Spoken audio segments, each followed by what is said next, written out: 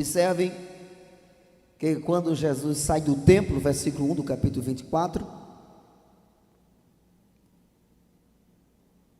enquanto caminhava, seus discípulos aproximaram-se dele para lhe mostrar as construções do templo.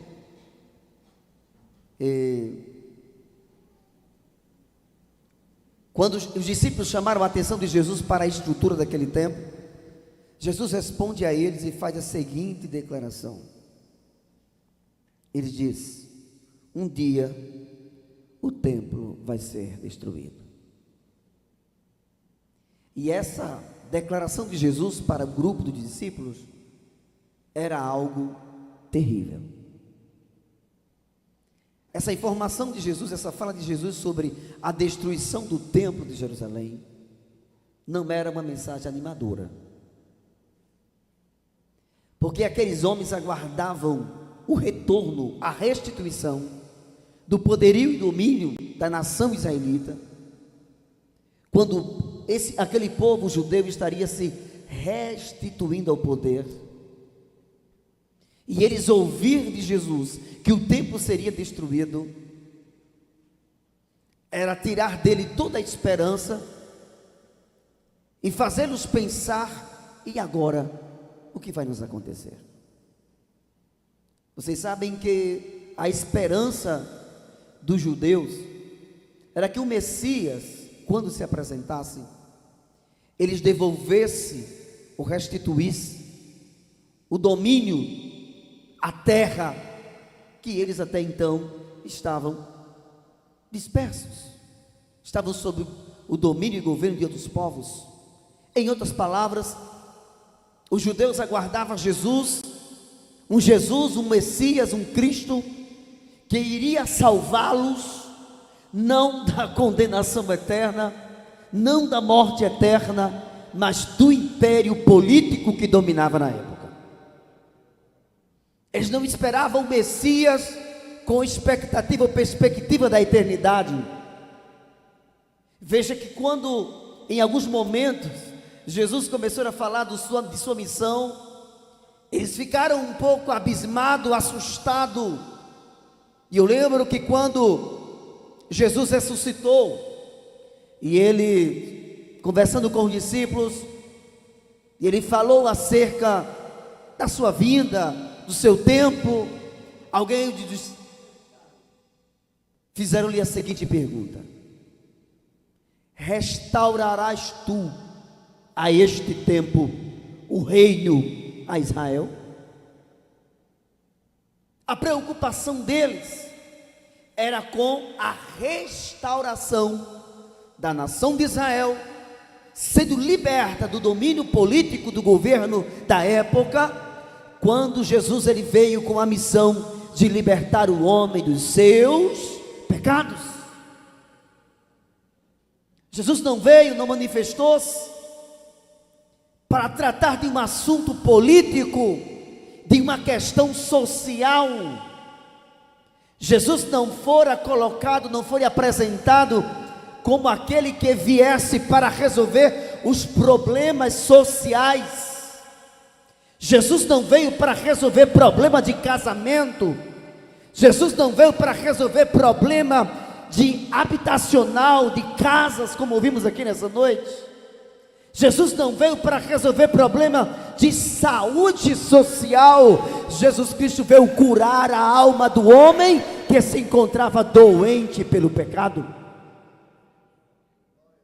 Mas até então as pessoas não tinham esse entendimento, não compreendiam, não viam, não percebiam, e ficavam admiradas quando Jesus lhes falava do reino dos céus.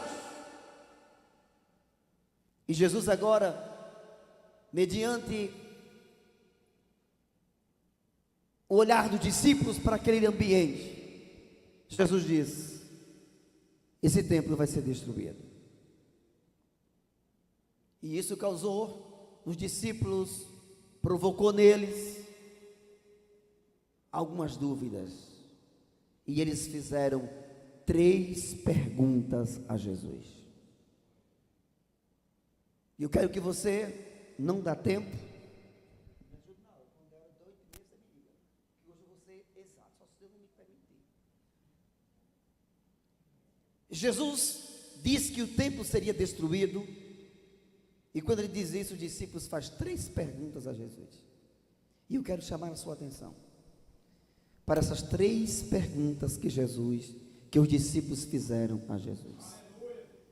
E eu não quero somente que você preste atenção nas 3 perguntas, mas também você observe que tudo o que vier dentro deste capítulo 24 de Mateus, chamado de o Sermão do Monte das Oliveiras,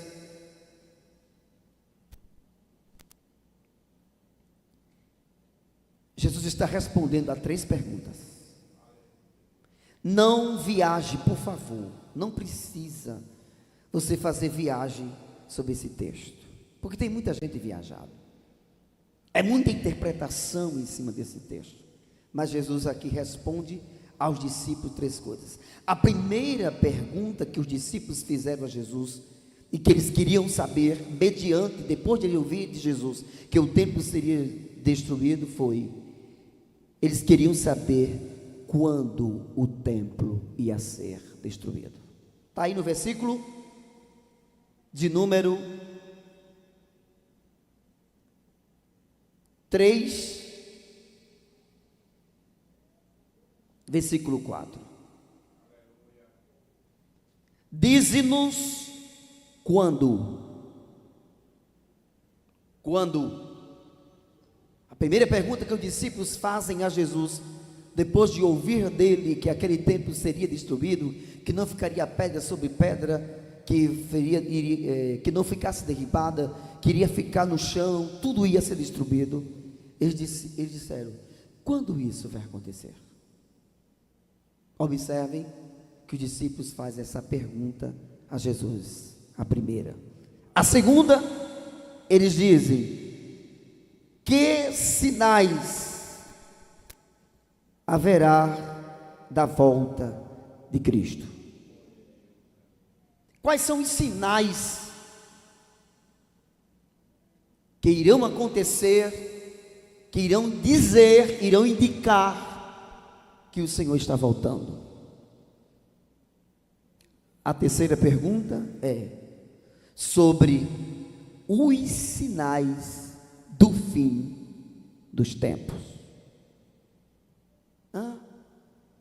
3 perguntas. Quando o templo ia ser destruído? Que sinais iriam surgir da vinda de Jesus? Terceiro, quais seriam os sinais do fim dos tempos? E Jesus discorre nesta conversa com eles, no Monte das Oliveiras, e responde-lhes essas 3 perguntas. A primeira, você não vai encontrar exatamente na explicação de Mateus. Lucas nos explica muito bem, não dá tempo a gente ler. Mas é preciso sairmos daqui essa noite com uma convicção, que aquele Jesus que fora crucificado, que fora levantado em uma cruz, e que ao longo da história dos séculos tem se transcorrido muita coisa, tem acontecido muita coisa, mas algo não se pode deixar de lembrar, e está vivo em nosso coração, é que Jesus vai voltar outra vez. Por mais que nessa vida nós venhamos buscarmos de Deus coisas para que nós venhamos completar os nossos dias aqui na terra, independente das interpretações teológicas que existam no meio evangélico, não importa se alguém é pré-tribulacionista, não importa se alguém é mid-tribulacionista, não importa se alguém é pós-tribulacionista, uma coisa é certa: pré, mid e pós, todos acreditam que Jesus vai voltar. A diferença do pré pré-tribulacionista é que ele acredita que Jesus vai voltar antes da grande tribulação. Mas ele está pregando e dizendo que é necessário voltar-se para o Senhor, arrepender dos seus pecados e receber o plano de salvação, porque ele vai voltar a qualquer momento. Segundo o pré-tribulacionista, Jesus voltará antes que esta terra passe por uma fase, um período terrível, que segundo disse Jesus, nunca houve e nem haverá igual. Mas aí nós vamos para o mid-tribulacionista. Quem são eles? São os que acreditam que Jesus vai voltar, mas ele não voltará antes que a igreja seja arrebatada. Ele não voltará antes que inicie a grande tribulação. Antes que Jesus arrebata a igreja, o mid-tribulacionista diz que nós, a igreja, entraremos na primeira fase da grande tribulação, que na interpretação do profeta Daniel, a grande tribulação terá duração de 7 anos. Para o mid-tribulacionista, porque metade, nos 3 anos e meio, nos primeiros 3 anos e meio da grande tribulação, prega e defende o mid-tribulacionista, que a igreja estará na primeira fase, nos 3 anos e meio. Mas o que é interessante, junto com o pré-tribulacionista, ele acredita que Jesus vai voltar. Percebeu? O pré-tribulacionista diz que Jesus voltará antes da grande tribulação. O mid-tribulacionista diz que Jesus voltará na metade da grande tribulação dos 3 anos e meio. Glória a Jesus. Mas quando vamos para o pós-tribulacionista, já está na lógica. Ele acredita que Jesus voltará depois que a igreja passar pela grande tribulação, que a igreja passará pelos 7 anos da grande tribulação. Mas é interessante, como eu acabei de dizer, pré, mid ou pós, Jesus voltará. São estudiosos, homens que se aprofundam no conhecimento e tem lá as suas questões para debater e defender as suas teologias, mas nenhum dos 3 escolas ou nenhuma das 3 linhas teológicas negam a volta de Jesus. O que vemos com isso é que nós precisamos estarmos atentos, porque para todo e qualquer debate sobre os acontecimentos que antecedem a vinda de Jesus, todo que crer na Bíblia e recebe ela como palavra de Deus, está confessando e está aguardando o aparecimento de Jesus outra vez para levar os fiéis da terra. E nós estamos vivendo um tempo de esquecimento, vivendo uma época em que tem se substituído a esperança da igreja, que é a volta de Jesus, por um reino passageiro, por um reino efêmero, que tem durabilidade curta, mas a igreja de Cristo está aguardando um reino eterno, e que não terá fim, e que espera muito em breve isso se manifestar. Mas por que nós cremos nisso? Porque Jesus falou sobre isso. João nos diz, 14 do Evangelho escrito por João, que Jesus disse: não se turbe o vosso coração, crede em Deus, crede também em mim.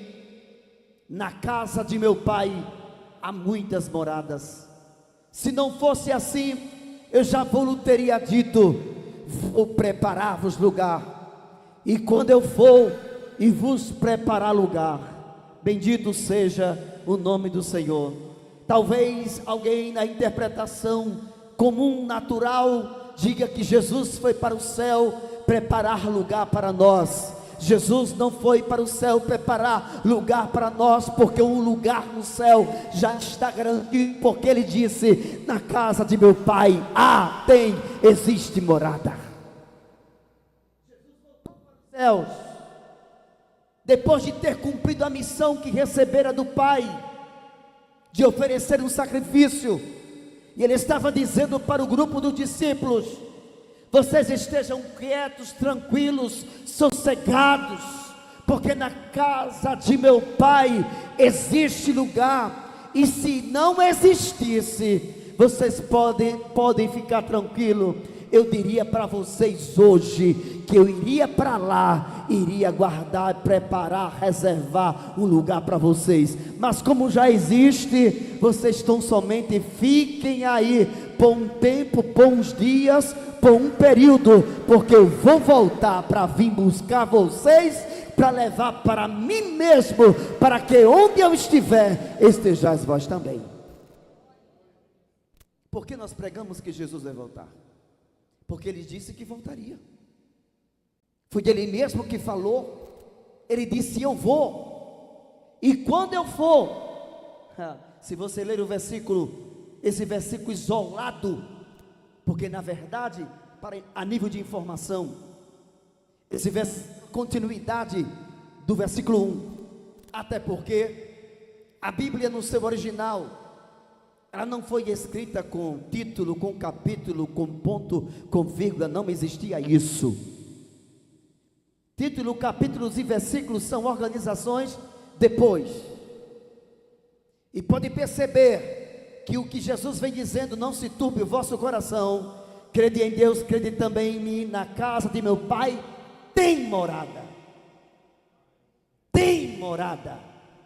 Como é que você diz que Jesus disse que na casa tem morada, aí você agora vem dizendo que Jesus disse que ia preparar lugar? Ô gente, não é uma contradição? Se Ele disse que tem. Certa feita eu conversando com um homem, pastor de muito conhecimento, ele disse: pastor, mas é porque uma coisa é ter morada e outra coisa é ter lugar. Oxe, ele disse: meu pastor, pelo amor de Deus, não me confunda. Ele não disse que ia preparar um lugar na morada. Ele disse que ia preparar uma morada. Essa era a expressão. Se Ele fosse para preparar, Ele iria fazer. Quando Ele disse: na casa de meu Pai há muitas moradas. Se assim não fosse o quê? Pergunte. Se o que eu estou dizendo não existisse, eu ia dizer para vocês, quando eu for, eu ia dizer. Se assim não fosse, eu já teria dito a vocês. Fiquem tranquilos. Vocês não vão ficar aí sozinhos, não. Quando esse tempo terminar, eu vou voltar e vou vir buscar vocês, e vocês estarão junto comigo. E deixa-me dizer uma coisa: Jesus virá esta terra para dominar, para reinar, e nós estaremos com Ele, porque Ele disse: aonde eu estiver, vocês vão estar também. Algumas pessoas estão apenas falando do céu. Algumas pessoas estão trazendo apenas que nós vamos para o céu. Mas deixa-me dizer uma coisa para você: o céu descerá a esta terra, e haverá um novo céu e uma nova terra restaurada com a presença de Jesus. E nós habitaremos aqui.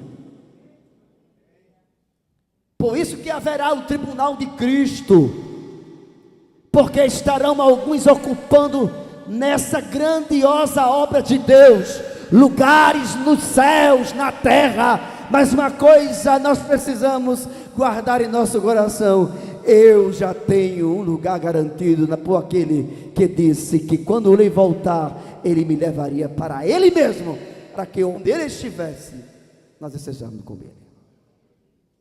Mas não fica só aí. Para encerrar,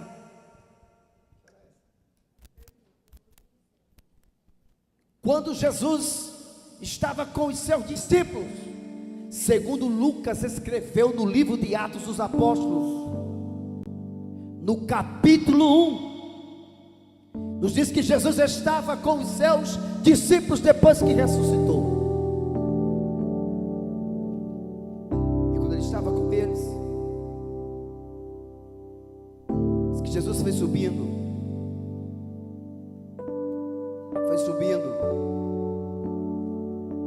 E os discípulos ficaram olhando para Jesus subindo de entre eles, saindo do meio dele. E eles ficaram observando Jesus subindo. Eu não sei qual era o pensamento dos discípulos naquela hora que eles viram Jesus subindo. Talvez eles não tivessem noção que ele estava indo para aguardar o tempo de voltar para os buscar outra vez, para voltar outra vez para o buscar. E diz que eles ficaram olhando, até que chegou numa certa altura e uma nuvem escondeu ele. Quando essa nuvem escondeu Jesus, que os discípulos não conseguiram mais vê-lo, eles foram surpreendidos pela visita de varões vestidos de branco que se puseram e se apresentaram a ele e disseram: varões galileus, por que estás olhando acima para os céus? Esse Jesus que dentre vós foi recebido em cima nos céus, há de vir, assim como para os céus o viste ir. Fica de pé.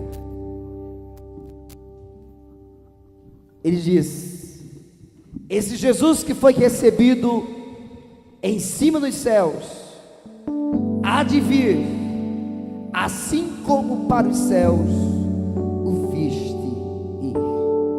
Jesus voltará outra vez. Glória a Jesus. Bendito seja o nome do Senhor.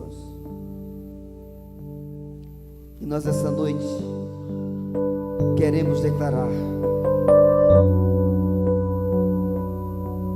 aleluia, versículo de número 10, versículo de número 9 de Atos dos Apóstolos, capítulo 1, versículo 9. Jesus, depois que disse: vocês fiquem na cidade de Jerusalém, até que do alto vocês sejam revestidos de poder.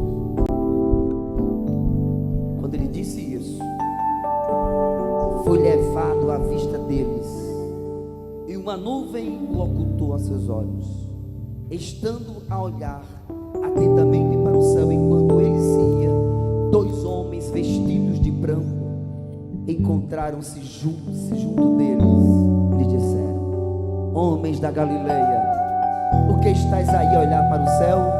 Este Jesus que foi arrebatado de entre vós para o céu, assim virá do mesmo modo como o viste ir para os céus.